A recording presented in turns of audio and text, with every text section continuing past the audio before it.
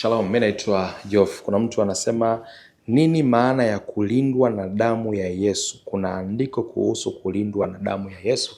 Asante sana kwa swali lako. Of course nimeshawahi kusikia mijadala kuhusiana na watu kusema kulindwa na damu ya Yesu. Kila mtu ana mtazamo wake.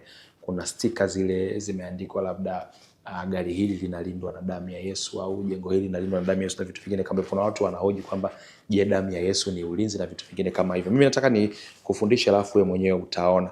Maana ya kulindwa na damu ya Yesu tunamaanisha hivi. Kulindwa na damu ya Yesu ni kufunikwa, kuhifadhiwa na kutetewa na kazi ya msalaba wa Yesu Kristo dhidi ya hukumu, mashitaka ya shetani na madhara ya dhambi kwa imani.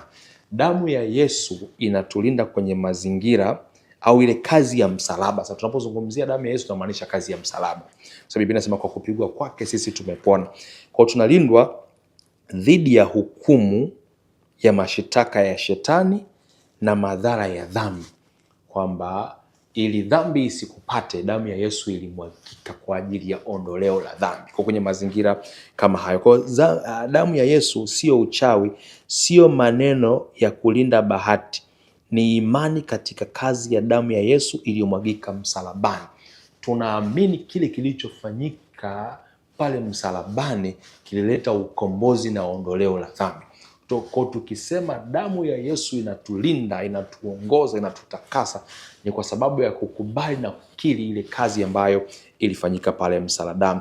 Damu ya Yesu katika Biblia inafanya nini? Damu ya Yesu husamehe na kutakasa dhambi. Hii ndilo msingi wa ulinzi wote. Waebrania 9:22, pasipo kumwagika damu hakuna ondoleo la dhambi. Biblia inasema hivyo.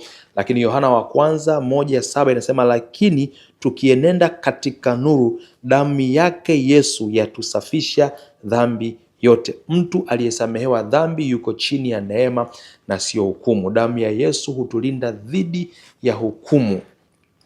Huu ndio mfano mkubwa wa kulindwa kwa damu ya Yesu Kristo katika Biblia. Kusoma kitabu kile cha Kutoka 12:13, Biblia inasema hivi, na ile damu itakuwa ishara kwenu juu ya nyumba mtakazokuwa, nami nitaiona hiyo damu, nami nitapita juu yenu, wala halitakuwepo pigo juu yenu litakalowaangamiza. Damu haikuzuia malaika kwa nguvu. Damu iliashiria utii wa imani, ndipo hukumu ikapita juu yao. Hii ilikuwa ni kivuli cha damu ya Yesu Kristo. Yesu Kristo ndiyo mwanakondoo wetu wa Pasaka. Ukisoma Wathesalonike wa kwanza 5:7, kwa maana Pasaka wetu